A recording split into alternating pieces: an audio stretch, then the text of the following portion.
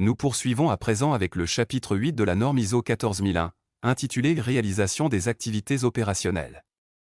Ce chapitre s'intéresse à la manière dont l'organisation doit structurer et encadrer ses opérations afin d'atteindre les objectifs environnementaux définis précédemment. Ce chapitre se divise en deux parties principales. 8.1 Planification et maîtrise opérationnelle. 8.2 Préparation et réponse aux situations d'urgence. Commençons tout de suite par la première sous-clause. 8.1 Planification et maîtrise opérationnelle. Dans cette première partie, la norme exige que l'organisation établisse, mette en œuvre, maîtrise et tienne à jour les processus nécessaires pour satisfaire aux exigences du système de management environnemental et réaliser les actions prévues lors de la planification stratégique.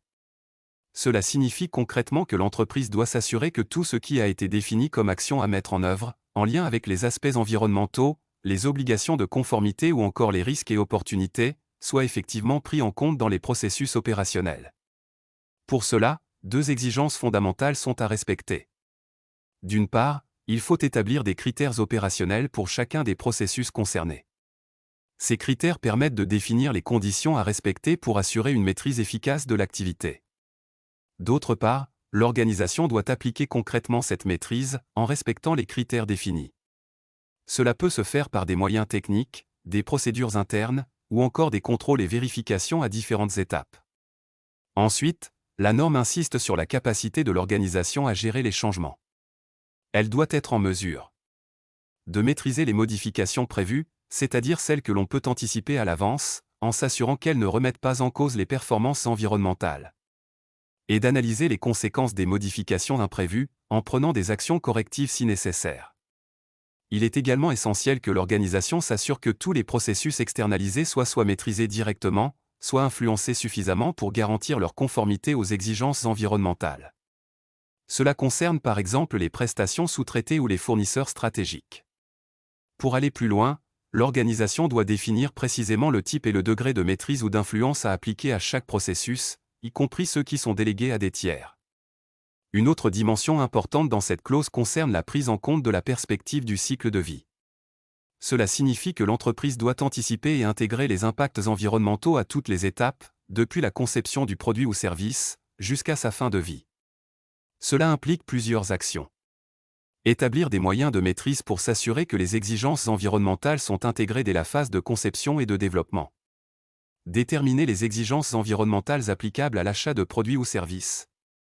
Communiquer clairement ces exigences aux fournisseurs externes, y compris les sous-traitants. Et fournir toutes les informations nécessaires sur les impacts environnementaux significatifs, par exemple en lien avec le transport, la livraison, l'utilisation, le traitement ou l'élimination des produits et services. Enfin, il est nécessaire de conserver à jour des informations documentées, suffisantes pour démontrer que les processus ont été réalisés conformément à ce qui avait été prévu. 8.2 Préparation et réponse aux situations d'urgence. Nous passons à présent à la deuxième partie du chapitre, la préparation et la réponse aux situations d'urgence. L'objectif ici est de s'assurer que l'organisation est en capacité de réagir efficacement en cas de situations exceptionnelles ou dangereuses, qui pourraient avoir un impact sur l'environnement. Concrètement, l'organisation doit établir, mettre en œuvre et tenir à jour les processus nécessaires pour se préparer à ces situations. Identifier ces situations d'urgence potentielles, comme cela a été abordé dans la clause 6.1 de la norme. Planifier les actions requises pour éviter ou réduire les impacts négatifs. Et, en cas d'incident réel, réagir de manière adaptée, avec des actions correctives efficaces. Pour cela, il est également nécessaire de tester périodiquement les réponses prévues par des simulations ou exercices, lorsque cela est possible.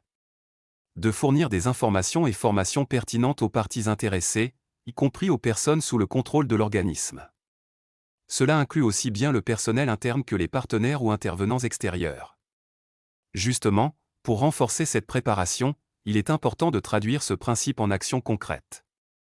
Prenons un exemple représenté dans le support visuel. Un risque d'incendie, symbolisé par une flamme, peut avoir des conséquences directes sur les installations industrielles. Cela illustre parfaitement l'importance d'une anticipation efficace. Ainsi, il est primordial de structurer la prévention et la réponse. Cela se fait à travers trois grands dispositifs. 1. Un plan de prévention et un plan d'évacuation. 2. Des exercices d'évacuation et une organisation des secours. 3. Et la conduite de tests périodiques pour valider la réactivité et l'efficacité de la réponse. La mise en œuvre d'un plan d'urgence est essentielle.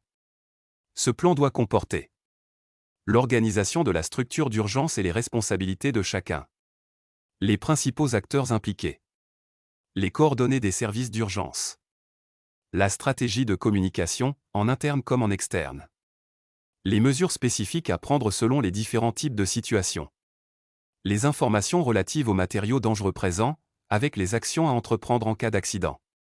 Et enfin, les programmes de formation et les exercices réguliers de préparation. Conclusion du chapitre 8. En résumé, ce chapitre vise à garantir que les activités opérationnelles de l'organisation soient parfaitement encadrées, sécurisées et respectueuses de l'environnement. Il couvre à la fois la mise en œuvre quotidienne des actions prévues, la gestion des changements, la maîtrise des processus externalisés, et la capacité à anticiper et gérer efficacement les situations d'urgence.